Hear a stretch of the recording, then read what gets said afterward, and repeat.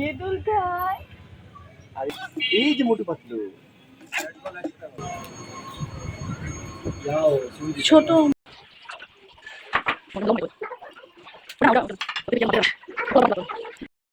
Hello everyone, আসসালামু আলাইকুম। Welcome back to my channel. কেমন আছেন সবাই? আশা করছি যে যেখান থেকে আমার ভিডিওটি দেখছেন সবাই অনেক ভালো আছেন এবং সুস্থ আছেন। তো আজকে স্পেশাল ফ্রাইডে, তো আয়োজন তো থাকবেই। তো এদিকে আমি পেঁপে নিয়েছিলাম সবজির জন্য আর এবার মাংস দেওয়ার জন্য, এবং আজকে পোলাও দিয়ে খাওয়ার জন্য ভেজিটেবল করতাম, ওটার জন্য নিয়েছিলাম। কিন্তু রিজিকে তো আছে অন্যরকম, এটা সবজি হিসেবে খেতে পারবো না। মানে পেকে গিয়েছে, মানে আধা পাকা আধা কাঁচা এই অবস্থায়, তো এটা এভাবেই খাবো। এইদিকে আরিবার জন্য আলাদাভাবে মাংস বসিয়ে দিয়েছিলাম গাজর দিয়ে।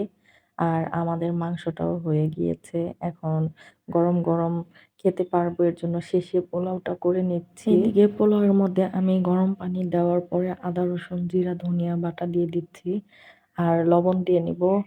আর ম্যাজিকের মতো কাজ করে, এটা একটা অসাধারণ ট্রিক্স। আমি পোলাওয়ের মধ্যে অল্প করে সামান্য চিনি ব্যবহার করি, তো এতে পোলাওয়ের টেস্ট অনেক বেড়ে যায় এবং পোলাওটা নরম হয়ে যায় না, ঝরঝরে হয় বেশি। আর এই তো আমি মাংসটা ঢেলে নিচ্ছি বাটিতে, পোলাওটাও হয়ে এসেছে। তো পোলাওটা হয়ে গেলে আমি আরিবাকে আগে খাইয়ে দেব। বসো বসো বসো, তাড়াতাড়ি বসো তাড়াতাড়ি। আর এই তো আরিবাকে আগে খাইয়ে দিয়ে নিচ্ছি। ও ৩টা থেকে ৩:৩০টায় ঘুমিয়ে যাবে, তো আগেই খাইয়ে দিয়ে নিচ্ছি ওকে, যাতে ও আগে ঘুমাইতে যায়। তো এর মধ্যে অনেক কাজ আছে, কাজ করার পর আমি গোসল করব। তো গোসল করার পর আমি আর জাকারিয়া খাবো। আর এইদিকে আমি জাকারিয়াকে দিয়ে একটু কাজ করিয়ে নিচ্ছি। মাঝে মাঝে আপনারাও এরকম ট্রাই করবেন, জামাইকে দিয়ে কাজ করিয়ে একটু উসুল করিয়ে নেবেন। মাঝে মাঝে জামাইকে দিয়ে আদা রসুন ছুলিয়ে নেবেন এবং পেঁয়াজ কুচি করে নেবেন। আপনাদের সাথে কথা বলতে বলতে সে খাবার টেবিলে নিয়ে এসেছে, তো আমরা এখন খাবো। আর শুক্রবারে সবসময় আমাদের স্পেশাল খানা দানার আয়োজন হয়।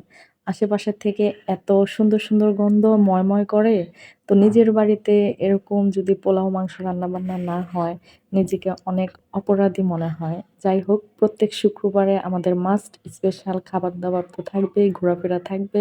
কিন্তু এখন যা ওয়েদারের অবস্থা, অনেকদিন যাবতীয় বৃষ্টি হচ্ছে।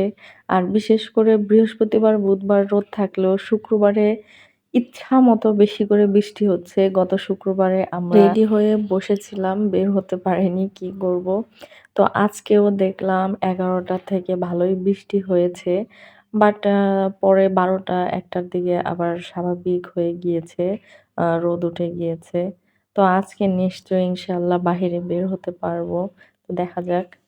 আর এইদিকে খাবার দাবার শেষ করেছি, খাবার দাবার শেষ করে তো আজকে বাহিরে যেয়ে ভাবছি অ্যাকুরিয়ামের জন্য মাছ নিয়ে আসবো। অনেকদিন যাবত এটাতে মাছ নেই, তো এটা এখন ধুয়ে পরিষ্কার করে পানি দিয়ে রাখবো, যাতে মাছ নিয়ে এসে এখানে দিতে পারি।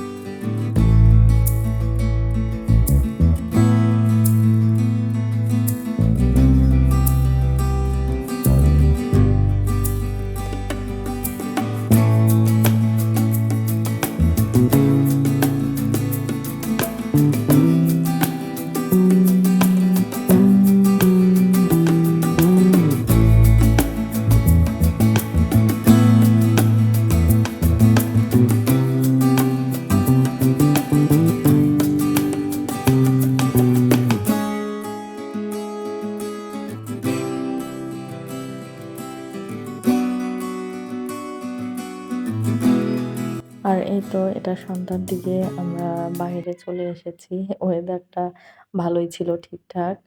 আর এই তো আমরা একটা রেস্টুরেন্টে এসেছি। বাবা দেখি কি খাবে এটা, এটা জুস দুধুস। তো এরই মধ্যে জাকারিয়া অর্ডার করে এসেছে। তো অর্ডার করে আসার পর ওনারা ভালোই দেরি করেছে, অনেক সময় নিয়েছে।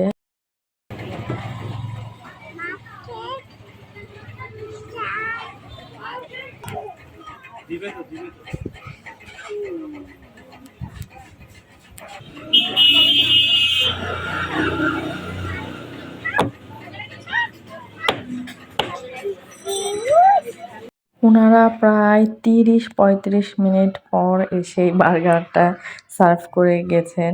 আরও ২টা অর্ডার ছিল। মানে এত লেট করে দিয়েছে, এটা প্রথমেই দেখলাম, অনেক সময় নিয়েছে। তো এর মধ্যে ২-১ জন কাস্টমার চলেও গিয়েছে, আমি দেখেছি ওনাদের লেট করার কারণে। খাবার ছিল এভারেজ, বাট আমাদেরও এদিকে ক্ষুধা লেগেছে অনেক, আর ওনাদের খাবার সার্ভ করতে অনেক দেরি হয়েছে। আমরা যা খেয়েছিলাম আরিবাও আমাদের সাথে শেয়ার করেছে, অল্প অল্প করে খেয়েছে, ও বেশি খায়নি। যাই হোক, না খাওয়াই ভালো হয়েছে। বাইরের এইসব ফাস্টফুড খাবার ওকে আমি তেমন দিও না, তবে ভেতরে মাংস ছিল, মাংসগুলো বেছে বেছে আরিবাকে দিচ্ছিলাম, ও সেগুলোই খাচ্ছিল।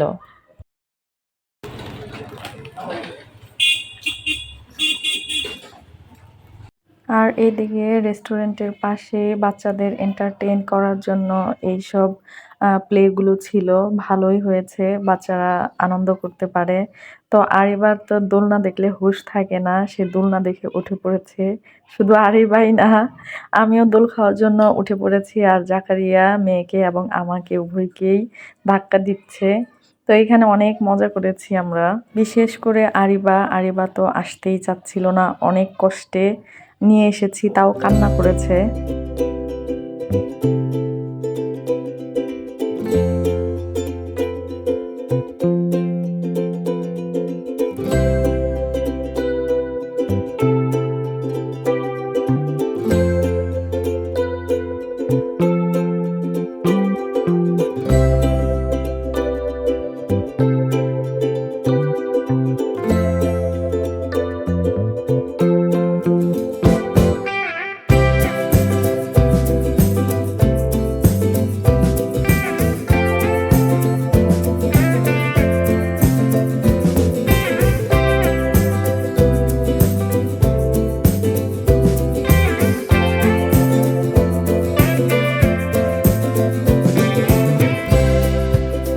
রিক্সা নিয়ে আমরা লালবাগের উদ্দেশ্যে যাচ্ছিলাম। তো সামনে একটা এই মাছের এই ফিশ প্যারাডাইস এটা পড়ে গিয়েছে, তো ভাবলাম একবারে নিয়েই নেই, না হলে আবার পরে আসতে হবে।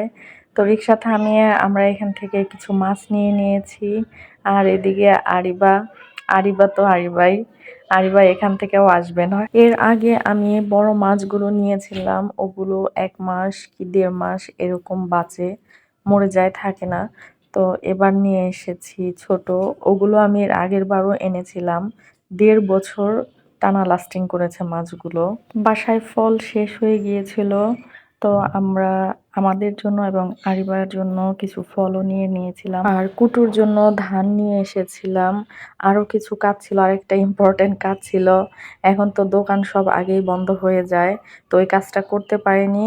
পরবর্তীতে ইনশাল্লাহ কাজটা হলে আপনাদের সাথে শেয়ার করব। তো এইদিকে অ্যাকোরিয়ামে মাছগুলো ছেড়ে দিব এখন।